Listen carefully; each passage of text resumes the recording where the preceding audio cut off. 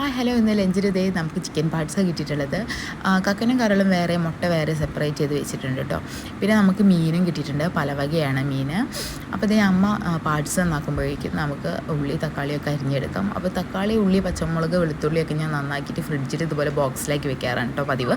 പിന്നെ നമുക്ക് പെട്ടെന്ന് തന്നെ അരിഞ്ഞെടുക്കാമല്ലോ, അതിന് വേണ്ടിയിട്ട് അതൊക്കെ നന്നായിട്ട് അരിഞ്ഞെടുത്തു. പിന്നെ എന്താ പറയുക, ഇതിലേക്കുള്ള ഇഞ്ചി, വെളുത്തുള്ളി, പച്ചമുളകൊക്കെ ഞാൻ മിക്സിയിലിട്ടിട്ടൊന്ന് ഒതുക്കിയെടുക്കുന്നുണ്ട് കേട്ടോ.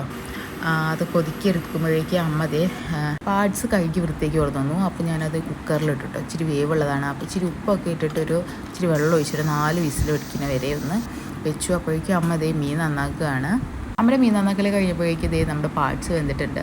അത് ഞാൻ ചീനച്ചട്ടിയിലേക്ക് മാറ്റിയിട്ടോ, ചീനച്ചട്ടിയിലേക്ക് അത് മാറ്റി. എന്നിട്ട് ഇച്ചിരി ഉള്ളിയൊക്കെ ഇട്ട് കൊടുത്തു. പിന്നെ ഇച്ചിരി മഞ്ഞൾപ്പൊടി, ഉപ്പൊക്കെ ഇട്ട് കൊടുത്തു. പിന്നെ എന്താ പറയുക, തക്കാളി ഇട്ട് കൊടുത്തു. പിന്നെ മുളക് പൊടി, മല്ലിപ്പൊടി ഒക്കെ ഇട്ട് കൊടുത്തിട്ടോ. പിന്നെ അതിൽ കരളും മുട്ടയും ഇട്ട് കൊടുത്തു. അതിനകത്ത് വലിയ വേവില്ല, അപ്പോൾ അത് അവസാനം ഇട്ട് കൊടുത്തേ. പിന്നെ ഇച്ചിരി ഉപ്പ് ഇട്ട് കൊടുത്തു, ഗരം മസാല ഇട്ട് കൊടുത്തു, കുരുമുളക് പൊടി ഇട്ട് കൊടുത്തു, ഇച്ചിരി മല്ലിച്ചപ്പൊക്കെ ഇട്ട് നന്നായിട്ട് വേവിച്ചെടുത്തു. അപ്പോൾ നമ്മുടെ പാർട്സ് കറി റെഡി.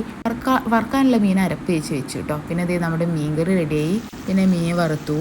അപ്പോൾ നമ്മുടെ ലഞ്ച് സ്പെഷ്യൽ ഇത്രയേ ഉള്ളൂ. നല്ല മാങ്ങയിട്ട് വെച്ച മീൻ കറി, മീൻ വറുത്തത്, പാർട്സ് കറി, പിന്നെ ഇത് അച്ചാറാണ്, പിന്നെന്താണ് ചോറ്.